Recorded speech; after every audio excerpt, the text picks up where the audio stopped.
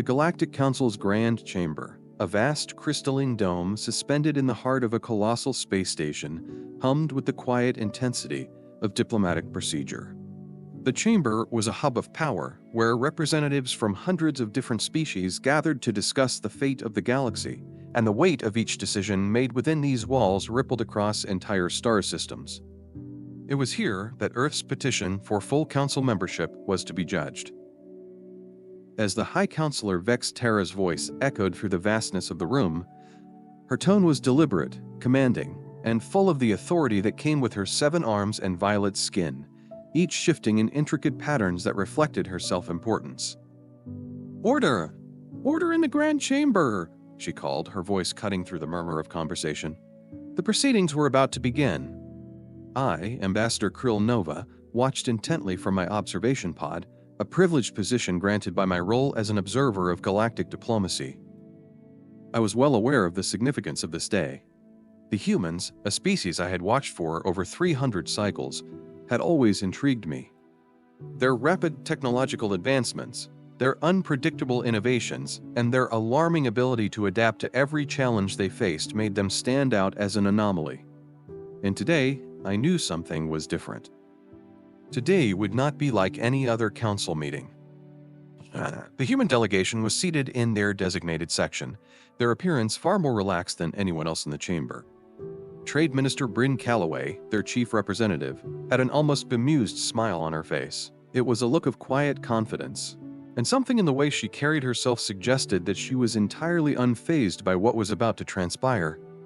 Most species in the council would have been nervous, perhaps even fearful, facing the judgment of this ancient body. But not the humans. They were too unpredictable, too confident. Something was afoot, and I couldn't help but feel a sense of foreboding. "We will now address the matter of Earth's petition for full council membership," Vex Terra announced, her gaze sweeping over the assembled representatives. "The council has reviewed Earth's application extensively. We have found their civilization wanting." A murmur of agreement rippled through the chamber. Many of the ambassadors exchanged glances, all too familiar with the reasons for rejection that were about to be laid out. Earth, with its swift rise from a planet of primitive species to one capable of faster-than-light travel in mere decades, had proven to be a unique challenge for the Council. The speed of their development was seen as a potential threat, one that could upset the carefully balanced order of galactic politics. "We have reviewed Earth's progress," Vex Terra continued, "and we have determined that their technological rate exceeds acceptable parameters. Their pace of development is too rapid, and their species demonstrates alarming adaptability and military potential. We cannot afford to admit a destabilizing force into our ranks." I shifted uncomfortably in my seat. The rejection was no surprise. Humans, after all, were unpredictable and far too innovative for the Council's liking. Their advancements, particularly in space travel and weaponry, were seen as threats rather than achievements. But what followed was unexpected. Instead of outrage or protest from the human delegation, as I anticipated, Minister Calloway simply chuckled. The soft laugh echoed in the vast chamber, drawing the attention of everyone present. She stood up, her calm demeanor remaining unbroken, and addressed the council. "I believe," she began, her voice steady, "the word you're looking for is impressive, not concerning." There was a shocked silence in the room, followed by gasps of disbelief. No one spoke to Vex Terra that way. The High Counselor's skin shifted to a deep shade of purple in visible irritation, but Calloway remained unfazed. "Moreover," Calloway continued, her smile widening, "Earth hereby withdraws all diplomatic presence from Council space, effective immediately." The Council chamber erupted into confused whispers. This was more than a simple rejection. It was a total withdrawal. Earth wasn't merely accepting the decision, it was leaving. It was an act of defiance that no one could have anticipated. But Calloway wasn't done yet. "Oh, and one more thing," she added casually as she began to walk toward the exit, the rest of the human delegation following her. "You might want to check your trading algorithms. I have a feeling they're about to get very interesting." As the human delegation departed, I couldn't shake the uneasy feeling that had settled in my chest. They weren't walking like rejected petitioners. No, they were walking like winners, as if they had just achieved something monumental, something no one else in the room understood. The Council, it seemed, had underestimated Earth once again. Vexterra quickly regained her composure, her authority reasserted as she called for the official record. Let the record show that Earth has chosen isolation. They will learn the cost of defying the wisdom of the Council. But I couldn't shake the thought that something deeper was happening. As I watched Council member Zixaf, a more moderate representative, subtly checking market projections on her datapad, I realized that maybe it was the Council that would learn the lesson. Earth's response had been too measured, too calculated. This wasn't the rash, emotional reaction of a species rejected. It was the cold, deliberate response of a species with a plan. I activated my private communicator, speaking softly to my assistants. I recommend an immediate review of all human trading patterns over the past 5 cycles, I said. Something tells me we've missed something obvious. And knowing humans, by the time we figure it out, it will be far too late. The next few cycles were critical. The initial shock of the rejection had passed, but what followed was even more unsettling. Trade Minister Calloway's words had echoed through my mind. Check your algorithms. Earth wasn't withdrawing in isolation. They were restructuring. They were preparing for something far more significant than simply surviving outside the Council's influence. As I watched the Council continue its proceedings, a sense of dread grew in me. The humans had just opened a new chapter, and they hadn't even begun to show their true hand. The Council chamber was still buzzing with the aftermath of the decision to reject Earth's petition for full membership. Representatives from various species had begun to exchange their own private thoughts on the matter, each of them reflecting their own interests and perspectives. But for all the noise and confusion, one thing was clear.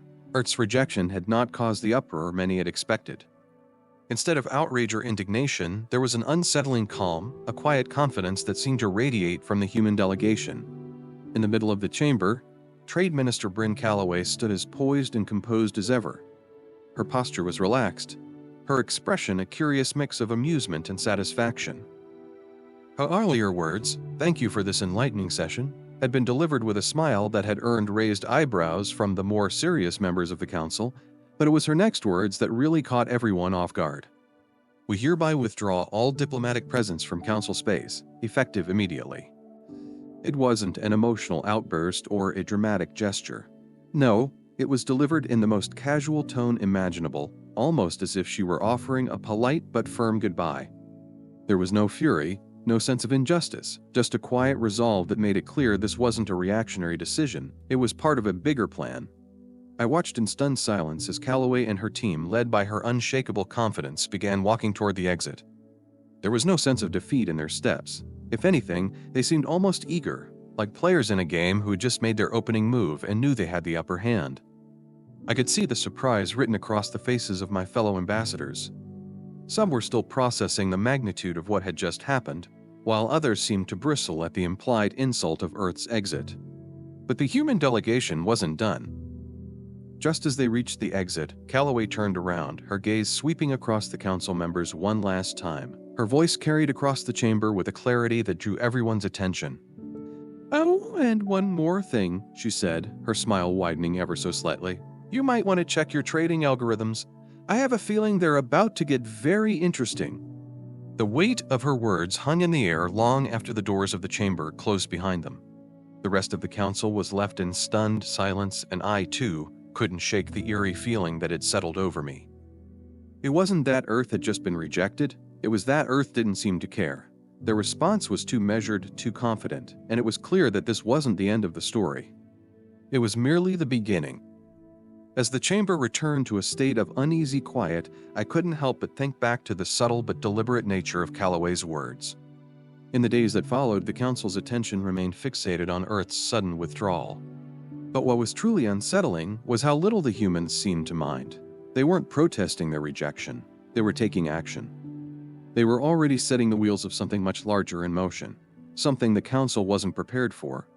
I activated my private communications device later that day, reaching out to my trusted contacts across the galaxy. "Monitor all human trading patterns for the past 5 cycles," I instructed them.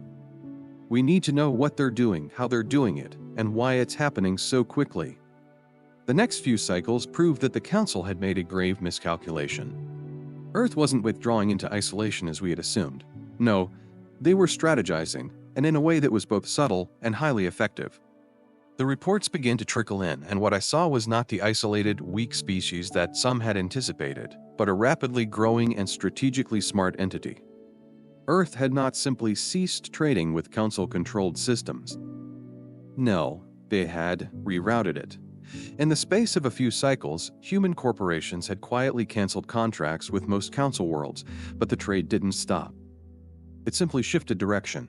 The Outer Rim worlds, often considered underdeveloped and on the fringes of galactic civilization, became the new focus of human commerce.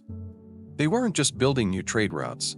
They were creating a new economic ecosystem, one that operated outside the Council's influence and one that could no longer be ignored. The most shocking revelation came when I saw the new space stations and trade hubs humans were setting up in the Outer Rim.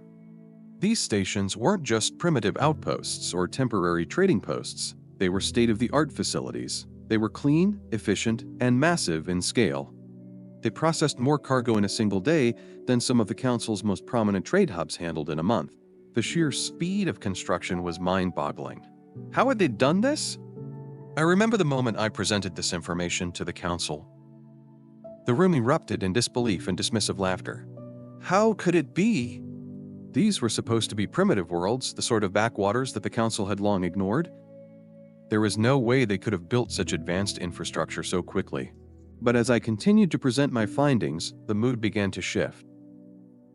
I showed them the data. How these Outer Rim worlds, once considered insignificant, now boasted fully operational spaceports, automated trade systems, and efficient cargo transfer systems. The rapidity of the humans' progress was not just impressive, it was dangerous. They had managed to turn these once neglected worlds into highly efficient hubs for trade, bypassing the traditional bureaucracy that the Council had so carefully maintained. And then there was the human strategy itself. As I projected the latest market trends, I could see what the humans were doing. They had studied the Council's trading algorithms meticulously, learning how to outpace us at every turn. But more than that, they had adapted and innovated in ways we hadn't anticipated. Earth wasn't just part of the trade game, they were now changing the rules. What was even more unsettling was the sudden growth of their parallel economy. It wasn't just about trade anymore. It was about creating a new system, entirely one that was more efficient, more flexible, and far less encumbered by the Council's outdated structures. I remember the expressions on the faces of the Council members as they began to realize the depth of what was happening. This wasn't posturing. This wasn't a tantrum or an emotional reaction. This was calculated brilliance. Look at these numbers, I said, pointing to the new data projections. Human corporations have created an entirely new model of commerce. They're offering better rates, faster shipping, fewer restrictions, and they've completely bypassed the traditional trade routes that we've controlled for centuries. The Council members' faces turned pale as the magnitude of the situation dawned on them. This wasn't just about Earth's rejection. It was about how Earth had turned that rejection into a launching pad for something far more powerful. They weren't merely adapting to the galaxy's systems, they were creating an entirely new order, one that made the Council's way of doing things seem outdated and inefficient by comparison. But even as the shock set in, one thought lingered in my mind. The humans had been planning this all along. They had known that the Council would reject them. They had known that isolation would be imposed, and they had been preparing for it. The withdrawal wasn't the end of the story, it was the beginning of their revolution. As I looked around at my fellow ambassadors, I saw the dawning realization on their faces. This was no longer a matter of diplomacy. It was a matter of survival for the Council, and for every world that had once relied on its systems. The Council had rejected Earth, but in doing so, they had given them the perfect opportunity to build something new, something better. And the universe was watching, waiting to see who would come out on top. For my observation pod, I kept a close eye on the reports that began to come in.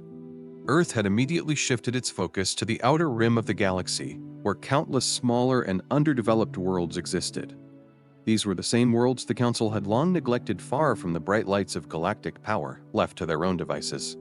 It was in these worlds that Earth was laying the foundation for something that would soon have the galaxy watching in awe. They weren't simply trading with these planets, they were transforming them. What had once been outposts, barely known to anyone beyond their own systems, were suddenly becoming major players in galactic commerce. Human corporations had flooded these worlds with advanced technologies, from state-of-the-art spaceports to automated trade hubs. Within a mere few cycles, the infrastructure that Earth had established was already outpacing anything the Council had ever attempted to build in the Outer Rim. This wasn't a result of chance, it was part of a carefully orchestrated plan, and Earth had been preparing for this moment long before their rejection from the Council. I remember the day I first presented these findings to the Council. The data was undeniable. Earth had withdrawn from Council space, but it had not retreated. Instead, it had made a deliberate shift in focus toward the untapped potential of the Outer Rim, where they could work without the bureaucracy and interference of the Council. As I projected the data onto the chamber's main screen, the reactions were mixed. Some members scoffed at the idea, dismissing the Outer Rim worlds as insignificant and incapable of serious progress. But as the statistics continued to pour in, it became clear that the humans had outmaneuvered the Council in a way no one could have predicted. The most shocking revelation came when I showed them a series of images and videos of new space stations being constructed around previously overlooked planets. These were no ordinary stations. They were massive, clean, and efficient. When compared to the Council's outdated infrastructure, they were nothing short of revolutionary. The humans had not only established trade routes, they had created entire economic ecosystems that were now functioning independently of the Council's control. They're building at an unprecedented rate, I explained to the Council, as murmurs of disbelief began to rise. In some cases, these stations were constructed in less than 60 days. Not only that, but they've already established trade networks that bypass Council-controlled systems entirely. The room fell into stunned silence. Council member Zixef, known for her moderate views and willingness to see both sides of an issue, leaned forward and spoke thoughtfully. This is impossible. How could these primitive worlds have developed such infrastructure so quickly? That's when I dropped the bombshell. What if they didn't develop it quickly? I asked, my voice heavy with the implications. What if they had prepared for this moment? What if these worlds were only the tip of the iceberg in a much larger plan? The room went quiet. Some of the older Council members, those who had seen centuries of galactic politics unfold, seemed to understand what I was suggesting. The humans weren't just playing catch-up. They were playing a different game altogether. I continued, presenting further evidence that this was no simple coincidence. In the span of a few cycles, Earth had built a parallel economy that was becoming increasingly difficult to ignore. The Outer Rim worlds, once struggling to survive, were now thriving, thanks to the technologies and systems Earth had introduced. The trade routes were growing more efficient, the markets were growing more robust, and the economies were evolving in ways that had never been seen before. What truly alarmed me was the way the humans had engineered their new economic model. They had studied the Council's trade systems in detail, not to join them, but to compete with them. They had found ways to eliminate the inefficiencies and bottlenecks that the Council had long relied on. The result was a system that was faster, more cost-effective, and far more flexible. They weren't just offering better trade deals, they were offering an entire new paradigm for galactic commerce, one that the Council was ill-equipped to handle. When I presented this information to the Council, there was an audible gasp from many of the members. They've bypassed our systems entirely, I said, my voice filled with a mix of awe and concern. They're offering better rates, faster shipping, and fewer restrictions. And the most alarming part is that the worlds they're targeting are flocking to them. I paused, letting the weight of that statement sink in. The humans have created an alternative to the Council's entire trade structure. They're building an empire, one based on cooperation and innovation, and they're doing it at a speed we can't keep up with. At that moment, I saw the full scope of what Earth had accomplished. They weren't just a small, insignificant species trying to gain a foothold in galactic politics. No, Earth had used its rejection as a springboard for creating something entirely new. And it wasn't based on conquest or military force. It was based on the sharing of technology and the development of systems that benefited everyone, not just a few. In the days following Earth's rejection from the Galactic Council, the atmosphere within the Council chamber remained tense. While the representatives of various species attempted to return to their routine affairs, the shadow of Earth's bold withdrawal loomed large. I could see it in the way the members interacted, the subtle tension in the air whenever Earth was mentioned. Something had shifted, and though no one was openly admitting it, the Council was starting to feel the weight of its decision. I, Ambassador Krill Nova, found myself increasingly preoccupied with the situation. I had seen the human delegation's reaction to their rejection, and though it had seemed almost casual at the time, it was now clear to me that Earth had not merely accepted the Council's decision, it had turned that rejection into an opportunity. The humans weren't simply retreating into isolation as the Council had hoped. They were moving swiftly and deliberately to create something far more formidable than any of us had anticipated. The days that followed Earth's abrupt withdrawal from the Galactic Council were filled with quiet yet growing tension. At first, there was little more than a ripple of confusion. The Council had dismissed the humans as too unpredictable, too ambitious, and too advanced for their own good. It seemed as if the rejection was a formality, a decision that, despite its harshness, would leave no lasting impact. After all, Earth had always been a relatively new player on the galactic stage. But in the end, it was the Council that had underestimated Earth's ability to turn rejection into something far more powerful. I, Ambassador Krill Nova, had been observing Earth for centuries. Their remarkable speed of progress, their boundless adaptability, and their uncanny ability to defy expectations had always intrigued me. But what I had witnessed in the wake of their rejection was something far beyond what I had ever imagined. Earth had not accepted the Council's judgment. It had used it as an opportunity to forge a new path, one that would forever change the galaxy. At first, the signs were subtle. Earth began to restructure its trade networks, canceling contracts with Council-controlled worlds. But this wasn't the end of their efforts, it was just the beginning. As the data began to roll in from the Outer Rim, I saw the shift in real time. The once neglected worlds in the farthest reaches of the galaxy were becoming key players in a new economic system. Earth wasn't retreating into isolation. It was revolutionizing galactic commerce, setting the stage for a future where they held the keys to success. I watched with mounting astonishment as the human delegation's actions unfolded.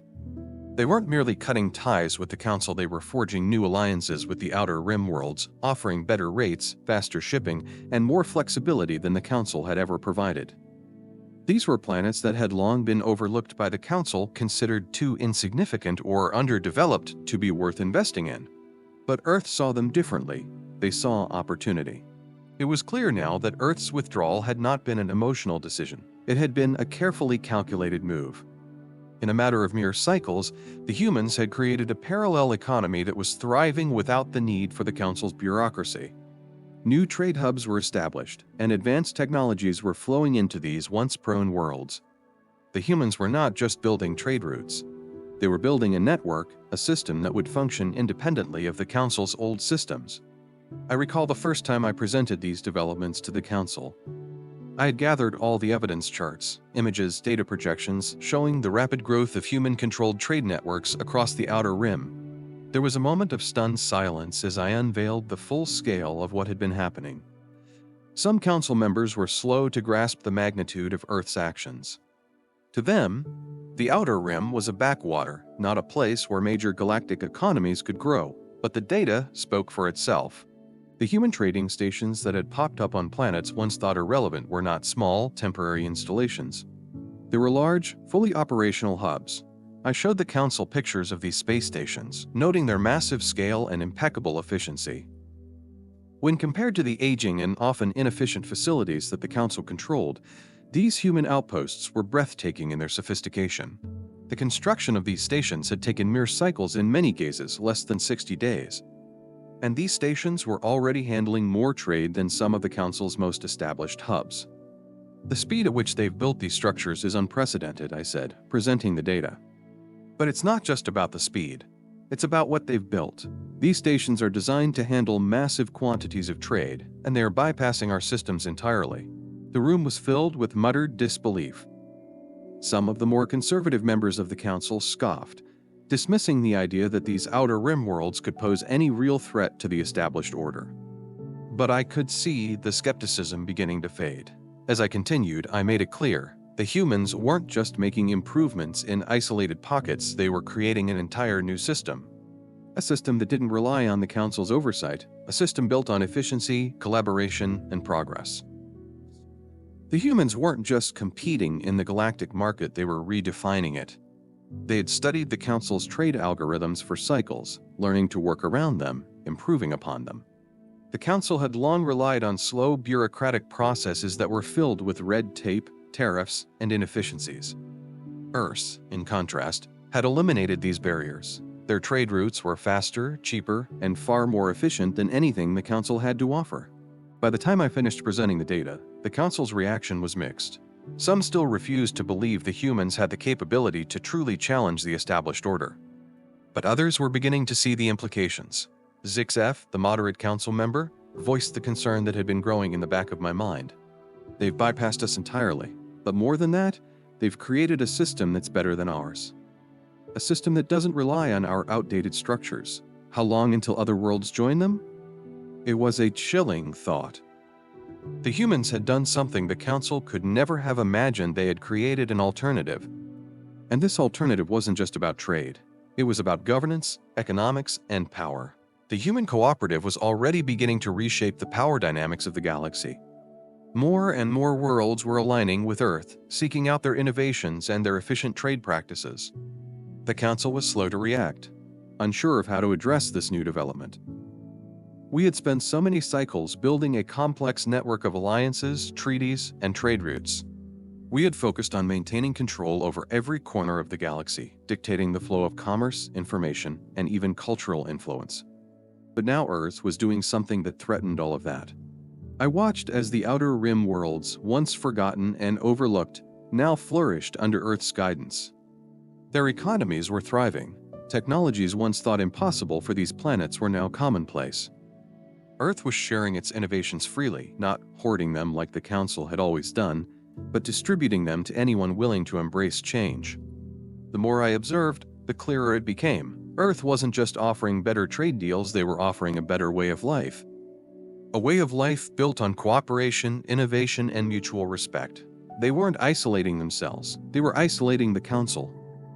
And it was working. In the end, it became clear that Earth's refusal to join the Council wasn't a defeat, it was a masterstroke. They hadn't been rejected, they'd been freed. Freed from the constraints of our bureaucracy, freed from the outdated systems that had kept the galaxy stagnant for cycles. They were building something new, something that the Council would never have been able to build on its own. And perhaps the most startling thing of all was how they were doing it. They weren't doing it through military conquest or brute force. They were doing it with something far more powerful, ideas, by sharing their knowledge, by revolutionizing trade, by showing the galaxy that there was a better way. They had begun to rewrite the rules of galactic civilization. As I sat in that council chamber, listening to the debates and the growing panic among the council members, one thought kept running through my mind: the humans had won. Not with weapons, not with force, but with innovation. And in doing so, they had set the galaxy on a new path, one that no one, not even the Council, could stop.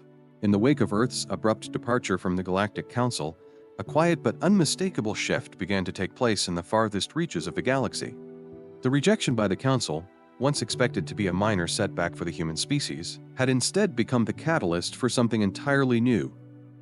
While the Council debated the ramifications of their decision, Earth was busy building what could only be described as a revolution, a new order, not based on military might or the control of resources, but on cooperation, innovation, and inclusion. And it wasn't just about trade or economics. It was about reshaping the very way the galaxy operated. The transformation began slowly at first. Earth had already been investing in the Outer Rim, those far-off planets and systems that the Council had long ignored or deemed too insignificant to be worth the effort. These Outer Rim worlds, though often underdeveloped and left to their own devices, suddenly found themselves at the center of a brand new design. Earth wasn't just offering trade deals, they were offering something far more profound. They were offering a partnership. This shift didn't happen overnight. It wasn't some sudden dramatic conquest. It was a slow burn, a carefully planned initiative to expand Earth's influence through mutual benefit. At first, the Outer Rim worlds took the bait cautiously. Who wouldn't? Earth was offering cutting-edge technologies, state-of-the-art spaceports, efficient trade systems, and, most surprisingly, a new economic model based on fair trade practices and shared prosperity. The humans had realized that collaboration was more powerful than competition, that inclusivity was more sustainable than control. I watched this development unfold with a mix of admiration and concern. As a member of the Council for many cycles, I had never seen anything like it. Earth wasn't trying to take control of the galaxy through force or coercion. They weren't using the same old tactics the Council had relied on for thousands of years. Instead, they were doing something different, something that felt almost benevolent. They were establishing a human cooperative that was rapidly growing, fueled by a commitment to progress and innovation. It wasn't just an economic system, it was a new way of thinking. The first sign that something had truly changed came with the establishment of the Nexus Hub at Proxima Centauri. Once a small, largely ignored system, Proxima had been transformed into a hub of trade and commerce in a matter of months. The human engineers had worked alongside the local populations, bringing advanced technology and teaching them how to use it. But it wasn't just about building infrastructure, it was about building relationships. The Nexus Hub wasn't just a trading post, it was a symbol of what Earth was creating, a cooperative that outside the Council's control but with a focus on mutual growth and shared success. As the cooperative's influence spread, I began to see a disturbing trend emerge within the Council. More and more worlds were aligning themselves with Earth's new economic model. The Aryan Federation, a member of the Council for centuries, was the first to announce that they were exploring economic opportunities with the cooperative. Soon after, Zetaria, a system that had long been under Council control, followed suit. Each time a new world joined the cooperative, the Council's stranglehold on the galaxy seemed to loosen just a little more. What was truly unsettling, though, was the human technology that these new members brought with them. Earth wasn't just offering trade routes, they were offering blueprints for the future. New and more efficient spaceports were springing up in every corner of the Outer Rim, and the human-developed nanomining drones were revolutionizing the way resources were extracted. In just a few cycles, worlds that had once struggled to survive now found themselves thriving, producing rare resources, trading efficiently, and developing technologies they never thought possible. What was once a backwater had become a hub of progress. I remember one particular world that had been struggling with its mining operations for centuries. The locals had long relied on primitive tools and inefficient extraction methods that left entire landscapes scarred and barren. Within 6 months of joining the cooperative, however, the world was transformed. Earth had introduced nanomining technology, tiny drones that could extract ore with minimal environmental impact, and the results were staggering. This once struggling world had become one of the largest exporters of rare earth elements in 3 sectors. This transformation was revolutionary. Earth wasn't just offering new ways of doing things, they were offering solutions to problems that the Council had long ignored. Zeri mining corporations, which had controlled mining in several systems for eons, had relied on massive, planet-destroying equipment to extract resources. Earth had shown that this didn't have to be the way forward. The humans had pioneered a new way, a way that prioritized the environment while increasing efficiency and output. And it was working. But it wasn't just the technological innovations that were reshaping the galaxy. It was the economic philosophy behind them.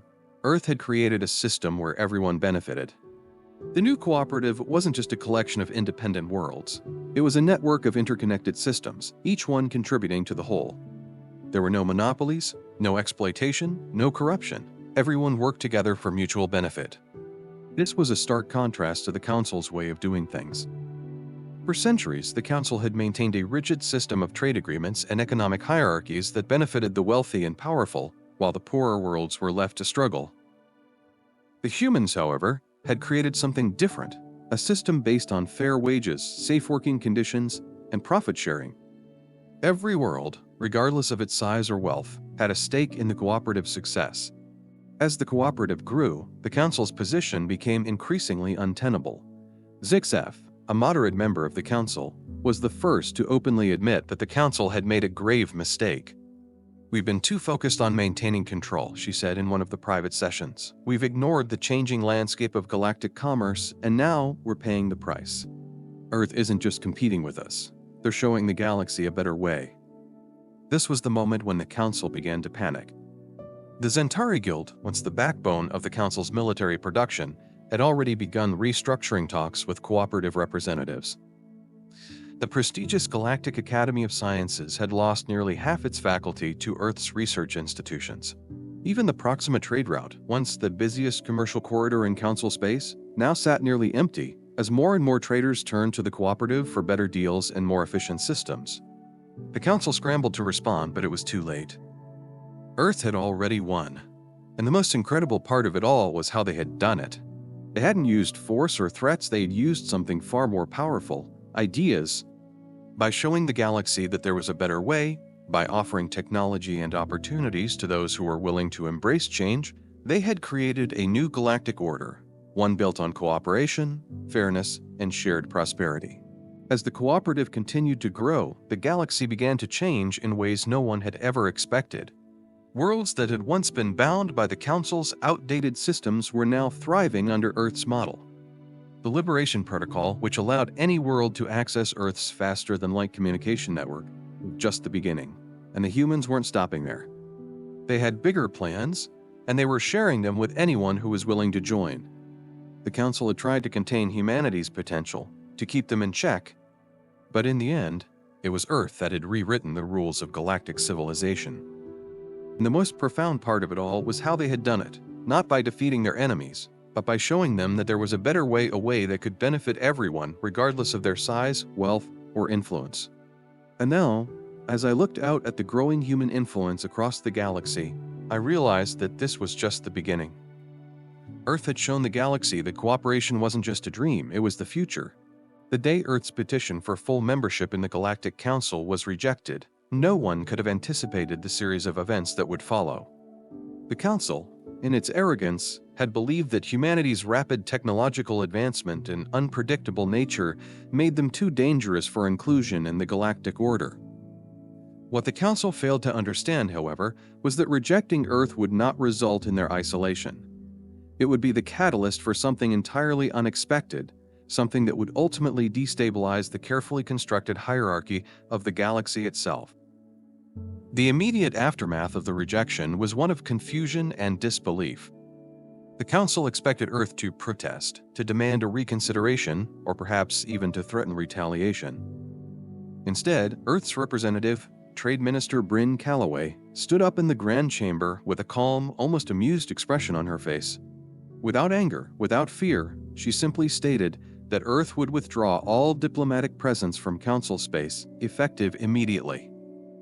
The shockwaves of that announcement reverberated through the chamber, but they were nothing compared to the seismic impact Earth's decision would soon have on the entire galaxy.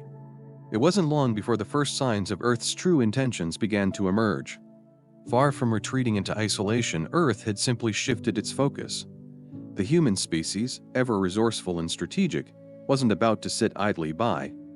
They had already begun to form new alliances with worlds that had long been neglected or overlooked by the Council.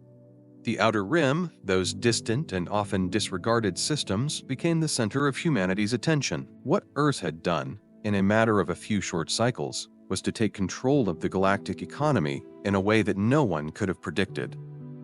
Humans had begun building an alternative trade network, one that bypassed the Council's bureaucratic red tape, one that offered faster routes, lower tariffs, and more efficient trading methods. To the Council, these Outer Rim worlds were little more than backwaters. To Earth, they were the perfect foundation for a new economic model, a model built on partnership, technology sharing, and mutual prosperity.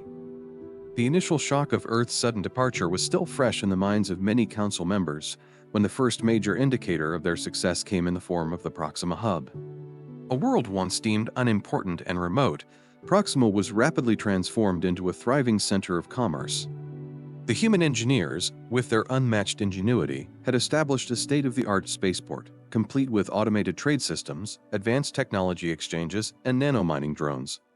Proxima, once a barren outpost, was now a booming center of trade, capable of handling more cargo in a single day than many of the Council's most established stations could manage in a month. The speed of this transformation was nothing short of astonishing. Earth had taken a world with little to no infrastructure and turned it into a beacon of economic innovation. In just a few short cycles, Proxima went from being a marginalized planet to a hub of intergalactic commerce, and it wasn't the only world to undergo such a rapid transformation. Other Outer Rim worlds, drawn to Earth's new trade model, began to follow suit. The cooperative model that Earth had developed was taking root, spreading like wildfire throughout the galaxy. The Council, meanwhile, was caught off guard. They had underestimated the human drive for innovation and the sheer resilience of the species. Instead of being crushed by the rejection, Earth had used the rejection to build something greater, something that the Council had never anticipated. The human cooperative, as it was being called, was no longer just an economic system.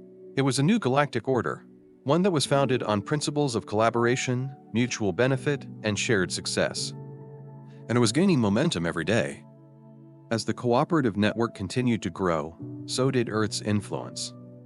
What had started as a few isolated trade routes and strategic partnerships in the Outer Rim had soon blossomed into a comprehensive economic system that rivaled the Council's established order. Earth had begun building relationships with former Council worlds, offering better trade deals, access to advanced technology, and a stake in the cooperative's future. The human model was appealing to these worlds, which had long been shackled by the Council's rigid bureaucracy. No longer were they bound by outdated practices that benefited only the elite. Instead, they were offered a chance to be part of something new, something that promised fair wages, safe working conditions, and access to innovations that had once been out of reach. But Earth wasn't just offering trade deals and technological advances. They were offering something far more significant, a new way of life. The cooperative was built on principles of equality and inclusivity, ensuring that every world, no matter how small or insignificant, had a voice. It was a stark contrast to the Council's hierarchical system, where the wealthy and powerful held sway while the less fortunate were left behind. Earth's cooperative wasn't just a trade network. It was a movement, a paradigm shift that was challenging the very foundations of galactic politics. And the most alarming part of all was that the Council was powerless to stop it. By the time the Council realized what was happening, Earth had already established an independent economy that no longer needed the Council's approval or oversight. The Outer Rim, once an afterthought in the grand scheme of galactic politics, had become a thriving network of independent worlds, all operating within the human cooperative. The Council's trade routes, once the primary means of galactic commerce, were now nearly empty, while Earth's cooperative routes hummed with activity, drawing in more and more worlds every cycle. In one of the Council's emergency sessions, Zixef, a once moderate voice, finally acknowledged what had become clear to many of us. "We've misjudged the humans," she said quietly, her voice tinged with regret. "We've spent centuries building a system that keeps the galaxy divided, but they've created something different, something that works for everyone." By this time, the Council's leadership was in full panic mode. Some suggested sanctions, others proposed military action, but the more Earth's cooperative grew, the more the Council's ability to respond diminished. The Aryan Federation, once a powerful member of the Council, had already joined the cooperative, followed by several other influential worlds. Even the Zentari Guild, long the backbone of the Council's military power, had begun talks with the cooperative about economic and technological collaboration. What was perhaps most striking, however, was the way Earth's rise was affecting the Council's cultural influence. Once a source of pride and authority, the Council's media broadcasts began to lose their influence, while human media, from their movies to their music, spread across the galaxy like wildfire.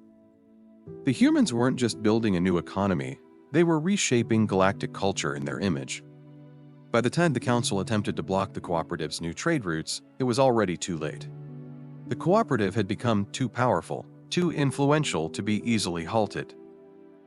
Earth had not just created an economic system, they had created an empire, one that wasn't built on conquest or violence, but on cooperation, shared prosperity, and innovation. Human cooperative was expanding faster than the Council could respond, and its reach was growing beyond anything the Council could have imagined. And in the end, the most terrifying realization for the Council was that Earth's rise had not come through force or military might. They had done it through ideas, through innovation, and through a willingness to share. They had won the galaxy's favor, not by defeating their enemies, but by offering a better way forward, one where everyone, regardless of their size or power, could prosper. As the Council struggled to maintain control, it became clear that Earth had achieved something that no one could have predicted. They had revolutionized the galaxy, and they had done it without ever firing a single shot. The cooperative had won not through conquest, but through collaboration. And in the end, it was the Council, with its rigid, outdated systems, that had become the relic of the past, while Earth's new way was the future. By the time Earth's withdrawal from the Galactic Council had begun to sink in, the galaxy was already witnessing a transformation. The humans, ever determined and capable, were using their rejection as a launchpad for something far more significant than anyone had anticipated. The galactic elite, once so certain of their own superiority, had drastically miscalculated. They thought Earth's refusal to join their ranks would be a setback, a temporary stalling. What they didn't foresee was that Earth's withdrawal was only the beginning of their rise. Ambassador Krill Nova had spent centuries watching the delicate balance of power within the galaxy. The Council had long maintained its position as the central authority, dictating the rules of trade, diplomacy, and even culture across multiple systems. The Outer Rim, a region of sparsely populated and often underdeveloped worlds, had been an afterthought. But the Council's failure to see the potential in the humans and the worlds they would soon win over was a fatal mistake. Within just a few cycles after Earth's departure, it became clear that the humans were doing what no one had thought possible. They were building an entirely new system, one that was not just an economic network, but a new galactic order. Earth wasn't withdrawing into isolation. Earth was building an empire, but not in the traditional sense. This wasn't an empire founded on control, fear, or military might. No, Earth was creating something different. They were building an empire based on cooperation, innovation, and mutual benefit. The first signs of Earth's growing influence came when the cooperative expanded rapidly into the Outer Rim. What had once been a scattered collection of insignificant worlds was now beginning to unite under a single banner. Trade hubs were constructed, and human technology began to spread through the region. The cooperative's model was simple yet revolutionary: provide fair trade, share technological advancements, and prioritize the welfare of every participating world. The new human-controlled trading hubs were highly efficient, with automated systems that processed goods faster and more effectively than the Council's outdated systems. One of the most notable achievements was the Proxima Nexus, a massive space station and trade hub in a system that had once been isolated and forgotten. Under Earth's leadership, Proxima had become a thriving economic center. The station, built in record time, was equipped with cutting-edge cargo management systems, nanotechnology for mining, and quantum communication links. This wasn't just a logistical success. It was a symbol of what the human cooperative represented: a world where everyone, no matter their past, could succeed if given the right tools. I was stunned as I reviewed the reports on Proxima. I had expected the Outer Rim to be little more than a few outposts with minimal impact. What I found was a completely transformed economy. Proxima had gone from being a marginalized system to one of the most dynamic trade hubs in the galaxy, all because Earth had invested in technology and infrastructure and shared its knowledge openly with the worlds there. It wasn't just about profit, it was about progress. The humans had upgraded an entire region, and that was just the beginning. As the cooperative expanded, more worlds began to join, each benefiting from the model that Earth had established. Zetaria, a former Council ally, had been struggling under the weight of bureaucracy and inefficiency. Once they signed on with the cooperative, however, their economy began to thrive. The nanomining drones that Earth introduced revolutionized the way resources were extracted, minimizing waste and maximizing output. Within just 6 months, Zetaria went from being a secondary player in galactic trade to a leading exporter of rare minerals. This trend continued across the Outer Rim. Worlds that had once been at the mercy of the Council's outdated trade systems were now flourishing. Human technology and expertise were reshaping these planets, but it wasn't just about technology, it was about the human approach to inclusive governance.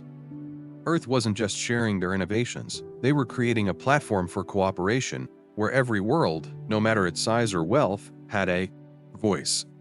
This was in direct contrast to the Council structure, where power was concentrated in the hands of the few, and the rest were left to fend for themselves. I began to receive reports from ambassadors across the galaxy.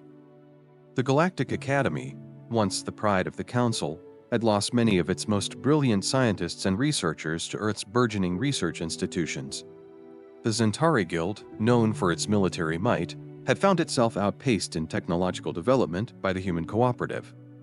Even the Proxima trade route, once the busiest in Council space, was now barely a fraction of what it had been, as more and more traders flocked to the new routes established by the cooperative.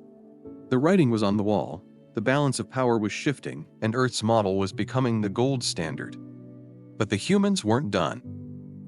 They weren't just building trade networks and economic systems. They were building relationships, real, lasting partnerships with worlds that had long been neglected. The human cooperative wasn't just a place to trade. It was a place to grow, to innovate, and to build a future together. Every new world that joined brought with it its own strengths, whether it was natural resources, technological knowledge, or unique skills. Earth didn't just want to dominate. They wanted to empower every world in the cooperative to become the best version of itself.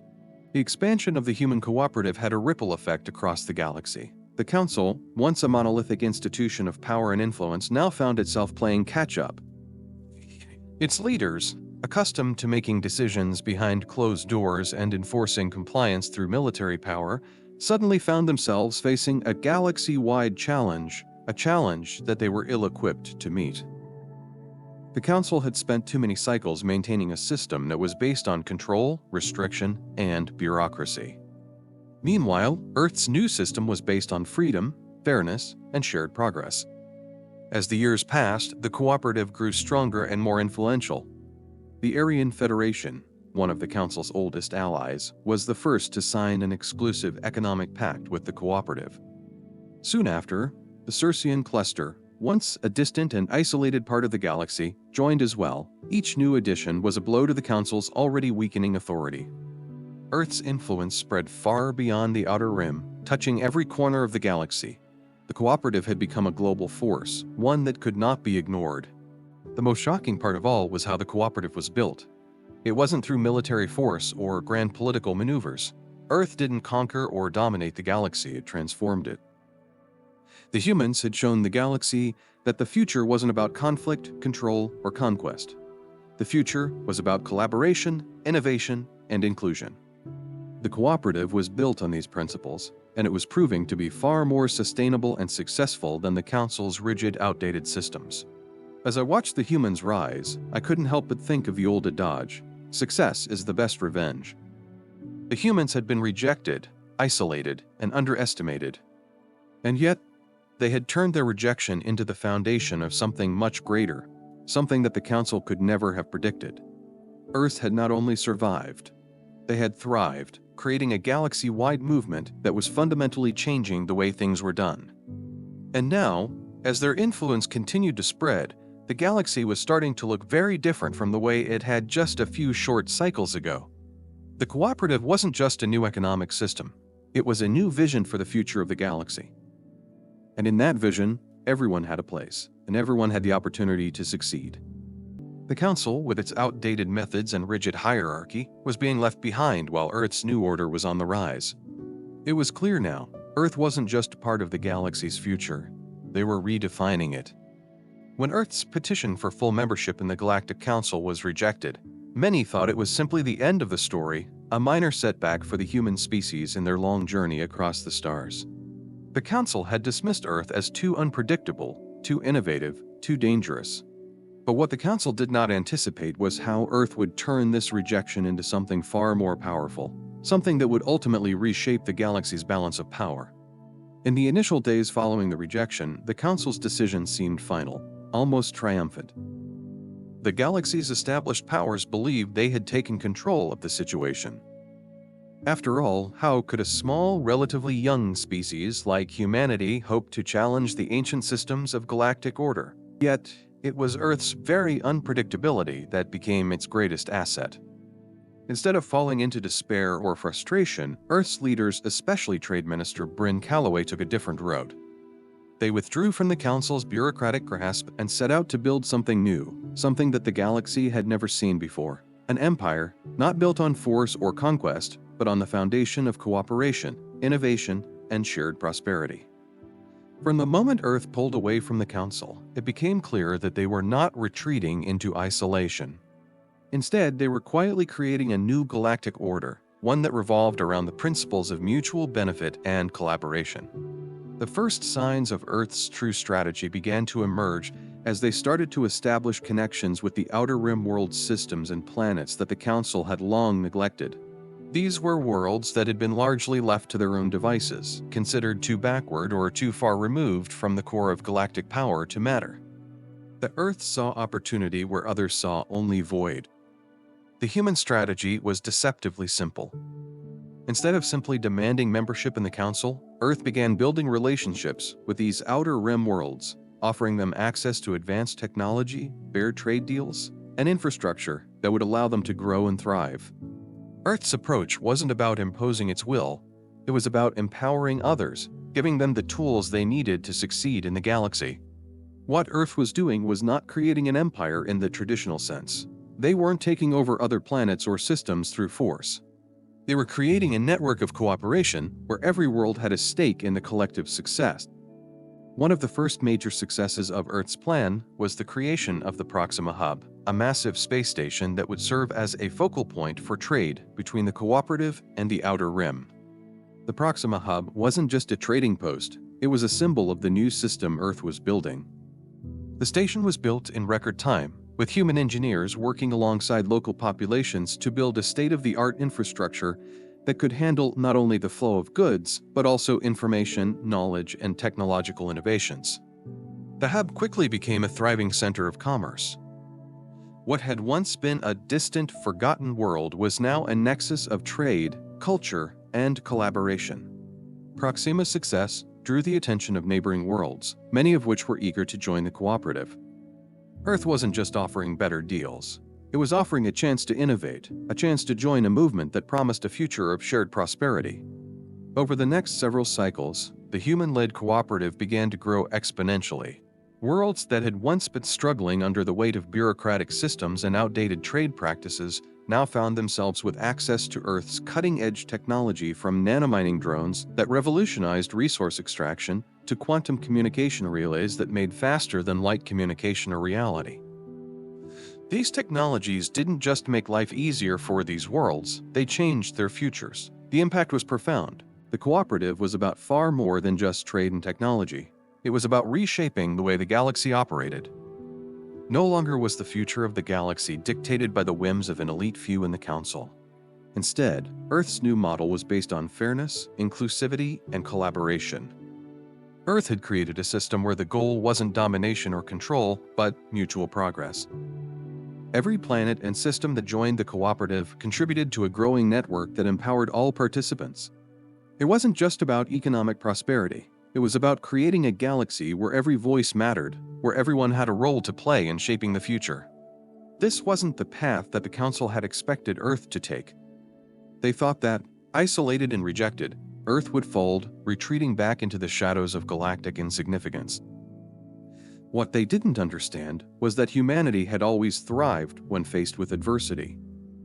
Rather than being crushed, Earth had used the Council's rejection as fuel to create something far more enduring, something that the Council, with its rigid bureaucracy and outdated thinking, could never hope to replicate. As the cooperative grew, the Council found itself increasingly irrelevant. More and more worlds began to leave the Council's sphere of influence, joining Earth's cooperative instead. Even the most prestigious member worlds, the Aryan Federation, the Zentari Guild, and the Galactic Academy of Sciences, found themselves either joining or aligning with the new economic network.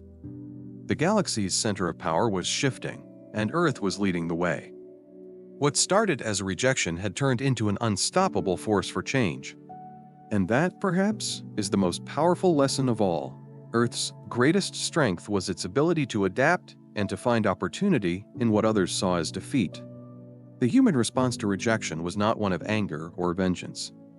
Instead, it was a strategic, patient effort to build something better, something more inclusive, something that worked not just for the few, but for the many. It was a reminder that innovation and cooperation can triumph over entrenched power and outdated systems. This story is not just one of a fictional future, it's a story with lessons that resonate in our own world.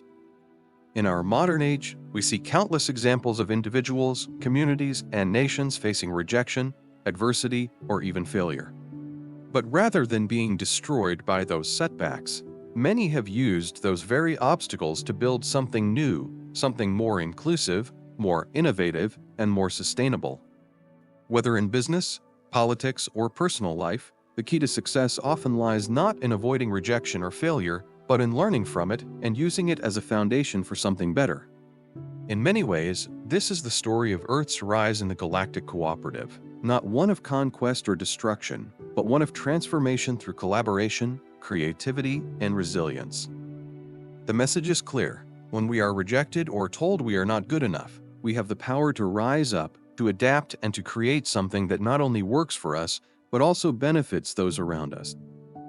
And in doing so, we may very well build a future far greater than what we ever imagined.